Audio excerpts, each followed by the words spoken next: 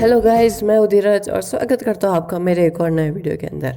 Please इस video को share करना, क्योंकि मैं जानता हूँ कि ये वीडियो को लाइक और चैनल को सब्सक्राइब तो ज़रूर कर ही दोगे।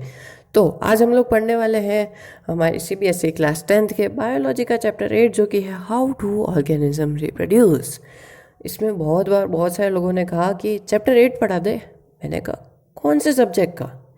बहुत सारे सब्जेक्ट यार, चैप्टर 8 कहने से क्या होगा। उसने कहा भाई हमारे उसी का साइंस का चैप्टर 8 पढ़ा दे। अच्छा ठीक है, चलो कंटिन्यू रखते हैं। तो इसके लिए बहुत सारे लोग एक्साइटेड होंगे, बट कोई भी कमेंट बॉक्स में ऐसा नहीं लिखेगा कि हम क्यों एक्साइटेड होंगे, बिकॉज इसका रीज़न बहुत बड़ा है और मैं एक्सप्लेन नहीं कर सकता, और सब कुछ आप लोग जानते हो। फिर भी अगर कमेंट बॉक्स में ऐसा लिखोगे तो फिर मैं देखो उसका रिप्लाई नहीं कर पाऊँगा।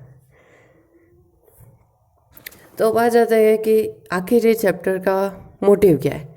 इस चैप्टर का मोटिव ये है कि देखो, हमारी जो बॉडी है उसको चलाने के लिए बहुत सारे लाइफ प्रोसेसेस हैं, ठीक है ना, जो हमारे लाइफ प्रोसेसेस हैं, जैसे कि न्यूट्रिशन है, रेस्पिरेशन है, एक्सक्रीशंस है, एंड बस ये हमारे इम्पोर्टेंट लाइफ प्रोसेसेस है। तो फिर हमें रिप्रोडक्शन की कहाँ ज़रूरत आ रही है? तो उसी के इम्पोर्टेंस के बारे में हम लोग इस चैप्टर के अंदर पढ़ेंगे। एंड ना सिर्फ ह्यूमन रिप्रोडक्शन, इसमें और भी बहुत सारे हैं, जैसे कि अमीबा के अंदर होता है, बाइनरी फ्यूजन होता है, एंड भी बहुत सारे।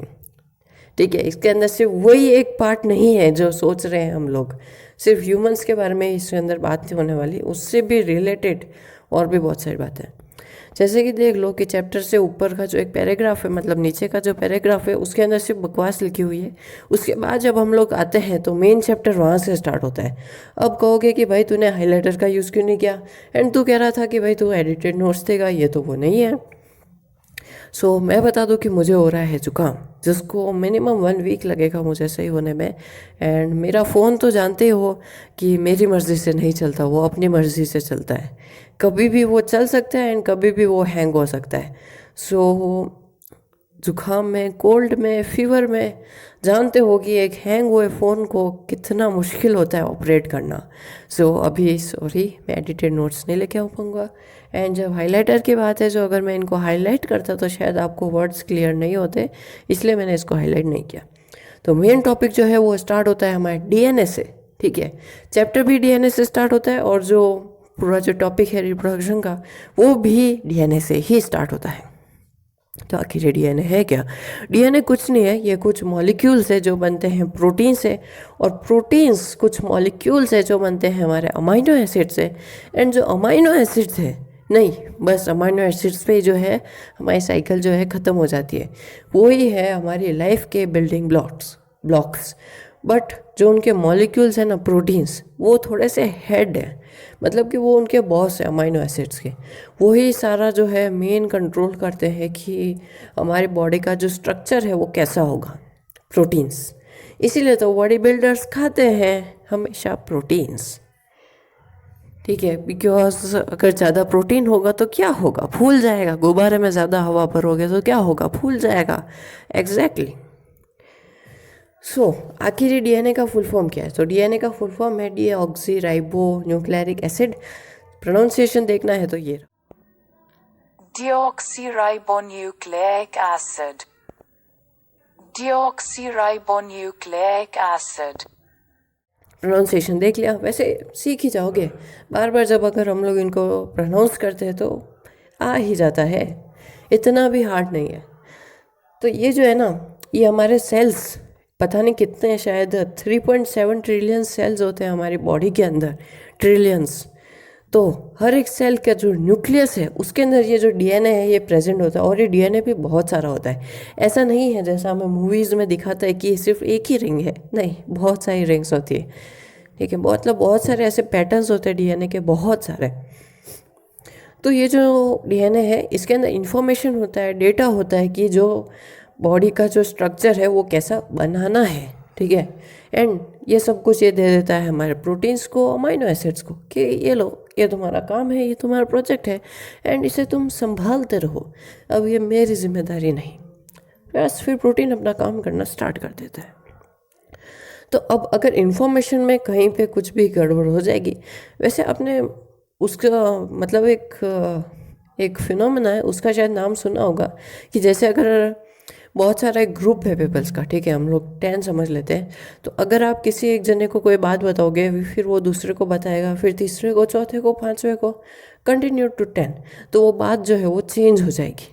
हाँ ठीक है, बहुत बार वो चेंज हो जाती है, हमेशा चेंज होती है। सो ऐसे होता है, जैसे डीएनए हमें मिला हमारे पेरेंट्स से, पेरेंट्स को मिला उनके ग्रैंड पेरेंट्स से, एंड स्टिल गोइंग ऑन। सो इसमें क्या होता है कि अब इतनी बार डीएनए जो है वो जहाँ आ जा रहा है, तो उसमें कई बार क्या होता है, वेरिएशंस हो जाते हैं। वेरिएशंस का मतलब है कि छोटे मोटे डिफरेंसेस। वेरिएशंस का क्यों यूज़ क्यों किया, पहले बोल देता छोटे मोटे डिफरेंसेस, मैं पहले बोलता, बट वेरिएशन का इस चैप्टर के अंदर बहुत बार यूज़ किया हुआ है इस वर्ड का। सो इसका मीनिंग होता है कि छोटे मोटे चेंजेस।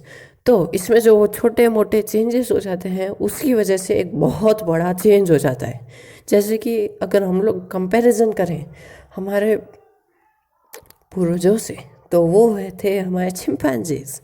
तो चिंपैंजीज और अगर हमारा कंपैरिजन करते हैं तो बहुत ज़्यादा डिफरेंसेस है, मतलब कोई सिमिलरिटी नहीं है, बहुत कम सिमिलरिटीज़ हैं। जैसे उनकी 2 आँखें, अपना एक नाक है, and बस यही सिमिलरिटीज़ है इस टाइप की। तो ऐसा क्यों, वही तो है हमारे पूर्वज, तो या वो है। बट क्या होता है कि जो धीरे धीरे जो वेरिएशंस आते हैं, उन वेरिएशंस की वजह से एक नई स्पीशीज फॉर्म हो जाती है। सो इसीलिए वेरिएशंस भी इम्पोर्टेंट है। वेल इसके बारे में हम लोग चैप्टर में आगे बात करेंगे, अभी तो वीडियो को कंटिन्यू रखते हैं। तो ये जो होता है ना, different proteins will eventually lead to the alternate body designs. तो ऐसा नहीं कि सिर्फ एक ही प्रोटीन होता है, बहुत सारे प्रोटीन्स होते हैं। कुछ प्रोटीन्स जो होते हैं कुछ स्पेशल स्ट्रक्चर्स फॉर्म करते हैं हमारी बॉडी के। कुछ देखते हैं कि बालों को कैसे ग्रो करना है, कुछ देखते हैं हाथ को कैसे ग्रो करना है, कुछ देखते हैं कि हमारे पाम की जो लाइन्स हैं उन्हें कैसे ग्रो करना है। सो जिसकी वजह से हमारे जितने भी एस्ट्रोलॉजिस्ट्स हैं उनका धंधा चलता रहता है। ठीक है, मैं तो इनमें बिलीव बिल्कुल भी नहीं रखता, सच बताऊँ तो रखता हूँ थोड़ा बहुत, बिकॉज मेरी सिस्टर इसमें बहुत ज़्यादा बिलीव रखते हैं, बहुत ज़्यादा नेक्स्ट लेवल का। बट वो अंधविश्वासी नहीं है, वो बस एस्ट्रोलॉजी में बहुत बिलीव रखते हैं। एंड वो बुरी चीज़ भी नहीं है, बिकॉज कि हम लोग भी ना किसी को भगवान पे भरोसा करते हैं, एंड हमें किसी ना किसी पे तो एक अटूट विश्वास होना चाहिए। डेट्स की वो पॉजिटिव वाइब्स, मतलब पॉजिटिव सोच देता है वो, और कुछ भी नहीं। सो क्या होता है कि जो सेल्स होते हैं ना, वो डीएनए के फॉर्मेशन के लिए, प्रोटीन्स को ऑर्डर देने के लिए वो यूज़ करते हैं केमिकल रिएक्शन का, या फिर सही भाषा में कहूँ तो बायोकेमिकल रिएक्शंस। सो इससे क्या होता है, वो जो है ना सेल्स, वो डीएनए की 2 कॉपीज़ बनाते हैं, क्योंकि एक कॉपीज़ बनाने से काम नहीं चलता।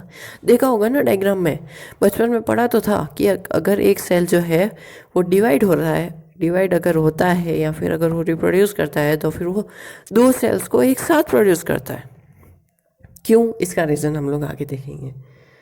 तो क्या होता है कि अगर आप सिंपली एक डीएनए को अपने पास में रखोगे एंड दूसरे डीएनए को लात मार के भगा दोगे कि जा भाई तू वो काम करते हैं, तो वो क्यों करेगा यार, वो नहीं करेगा। तो इसमें ऐसा क्या होता है कि इसमें एक हमारा सुप्रीम कोड आ जाता है, जिसे हम लोग कहते हैं सेलुलर अपैरेटस, जो है यहाँ पे।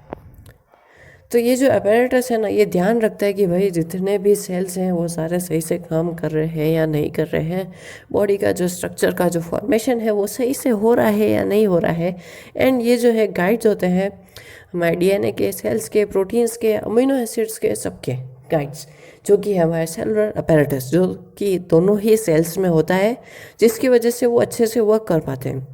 एंड ये कोई छोटी बात नहीं, हमारी बॉडी के अंदर 3.7 ट्रिलियन सेल्स है, आई थिंक अप्रॉक्स। सो क्या होता है कि ठीक है, तो डीएनए का तो फंडा यहाँ पे क्लियर हो जाता है। बट जैसा कि मैंने कहा कि डीएनए जब एक किसी भी बॉडी से दूसरी बॉडी में जाता है, या फिर किसी भी एक सेल से दूसरे सेल्स में जाता है, तो उसमें हल्के से वेरिएशंस आ जाते हैं। अब वो जो डीएनए की जो कॉपीज़ बनती है ना, वो सिमिलर होती है, एक जैसी दिखती है, बट उसमें एक छोटा सा एकदम माइनर सा वेरिएशंस आ जाते हैं। बट वो प्रोसेस तो मैंने समझा दिया, बट शायद ये नहीं पता आपको कि उसी वेरिएशन में ना कभी कभी एक एक्सट्रीम वेरिएशन आ जाता है, जिसके लिए यहाँ पे वर्ड यूज़ किया है ड्रेस्टिक। ठीक है, ड्रेस्टिक, तो इसका मतलब होता है एक्सट्रीम, तो वहाँ पे एक बहुत बड़ा वेरिएशन यानी कि बहुत बड़ा डिफरेंस आ जाता है।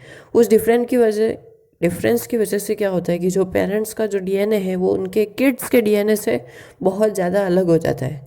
इसलिए फिर फीडिंग में एंड उन सारे प्रोसेसेस के अंदर प्रॉब्लम आती है।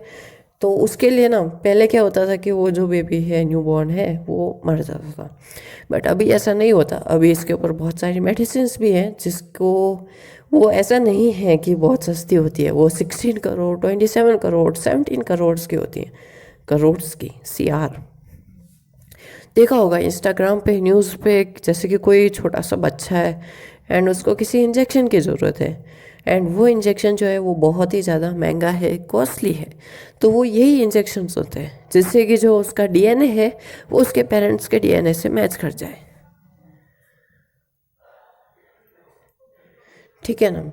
अब ये जो वेरिएशंस है यही जो है वो ही जो है पॉपुलेशन का ध्यान रखते हैं। बिकॉज अगर आज चिंपैंजी हीज होते हैं, ठीक है, इमेजिन करो कि हम जितने ह्यूमंस हैं उनकी जगह सिर्फ चिंपैंजीज होते, सो क्या होता है इस वर्ल्ड का हाल।